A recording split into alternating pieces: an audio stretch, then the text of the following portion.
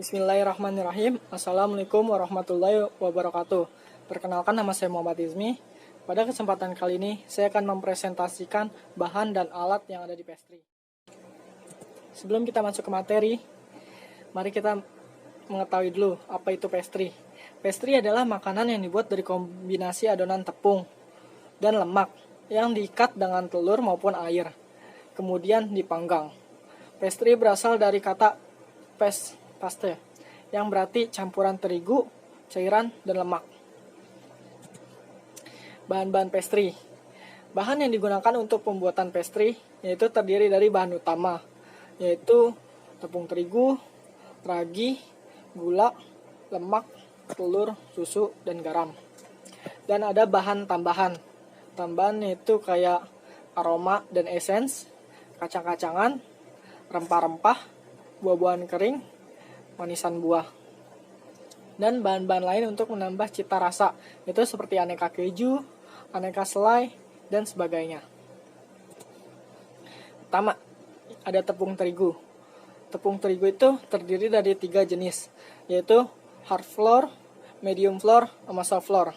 Dan komposisinya itu ada pati 70%, kandungan air 14%, protein 11%, mineral 0,5%, gula 1%, lemak 1%, dan lain-lainnya itu 2%. Yang kedua itu ada ragi atau yeast. Fungsi ragi itu leavening agent, yaitu pengembangan adonan. Ragi mengkonsumsi gula dan mengubahnya jadi gas karbon dioksida CO2 sehingga adonan mengembang. Terus memproses gluten, protein pada tepung, sehingga dapat membentuk jaringan yang dapat menahan gas. Yang menahan gas tersebut maturing the gluten structure. Dan fungsi ragi itu ada menghasilkan flavor, aroma, dan rasa pada roti. Karena selama fermentasi ragi juga menghasilkan sejenis etanol yang menghasilkan aroma khusus. Dan ragi itu terbagi menjadi 3 jenis, ragi basah, ragi kering aktif, dan ragi instan.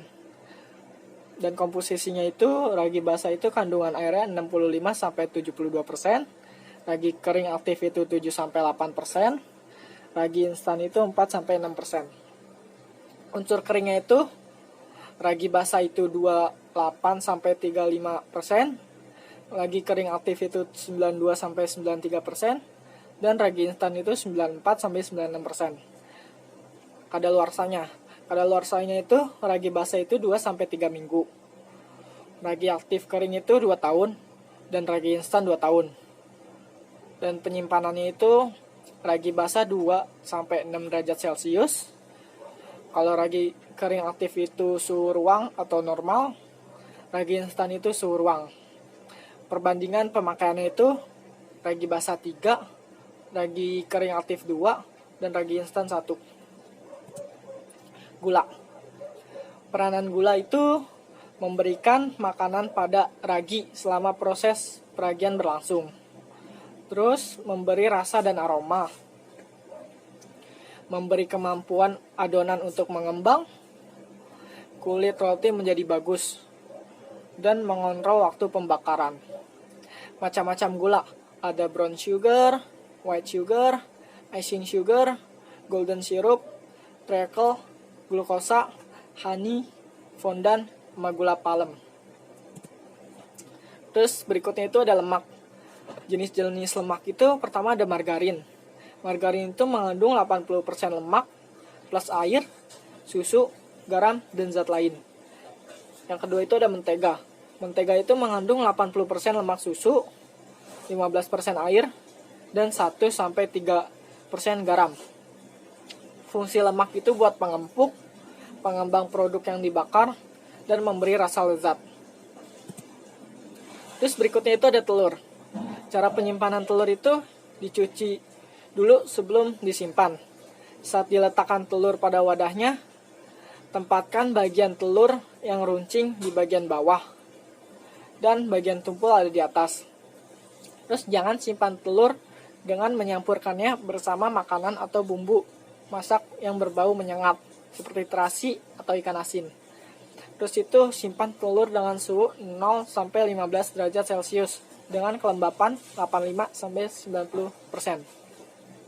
Kegunaan telur itu menambah nilai gizi, menambah harum dan meningkatkan kualitas, memberi warna yang menarik, mengikat, membantu pengembangan kue, menghaluskan remah kue, dan memperpanjang jangka penyimpanan. Terus berikutnya itu ada susu. Susu itu larutan yang terdiri dari gelembung lemak kecil dalam air yang mengandung protein, gula, dan mineral. Komposisi susu itu air 87%, bahan padat 12,25%, lemak 43,5%, butterfat, mineral itu 0,75%, protein 3,25%, dan laktosa 4,75%. Jenis-jenis susu itu ada susu murni, susu kental, susu bubuk, susu segar, dan susu fermentasi. Berikutnya ada garam.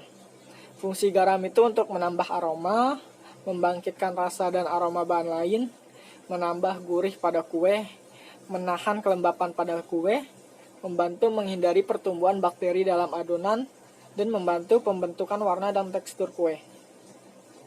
Cara menyimpan garam itu selalu simpan garam pada wadah khusus buat garam. Wadah penyimpan garam boleh terbuat dari kaca, keramik, atau plastik, diutamakan yang tidak transparan atau tembus cahaya. Pastikan wadah bisa tertutup dengan rapat dan bisa menutup garam dengan rapat setelah menggunakannya. Pastikan wadah kering dan ambil garam dengan sendok khusus. Menyimpan wadah garam pada tempat bersuhu ruang yang tidak terpapar sinar matahari ataupun terlalu dekat dengan kompor. Nah, sekarang alat-alat dalam pengolahan produk pastry. Yang pertama itu balon whisk dan mixer. Itu gunanya untuk mengaduk adonan cair dan liquid. Terus ada bread knife untuk memotong kue. Bread knife untuk memotong roti. Rubber spatula untuk meratakan atau menghaluskan adonan. Measuring glass untuk mengukur satuan bahan cair. Scale untuk mengukur berat bahan padat. Ring cutter untuk mencetak adonan dengan bentuk bulat, cincin. Dough cutter untuk memotong adonan. Terus ada rolling pan untuk menghaluskan adonan. Pastry bag plastik atau kain yang berbentuk segitiga. Terus ada piping tube spuit yang terbuat dari stainless digunakan untuk menghias tar. Terus ada pastry brush, kuas kayu atau plastik, tapi biasanya yang plastik. Terus ada flour shifter untuk mengayak tepung. Terus ada bridge mold, loyang roti bristle berbentuk bulat. Terus ada wishing bowl, tempat atau wadah mencampurkan bahan. Terus ada grater untuk memarut bahan. Sebenarnya masih banyak alat-alat pastry yang lain, tapi untuk sekian sampai sini. Terima kasih. Wassalamualaikum warahmatullahi wabarakatuh.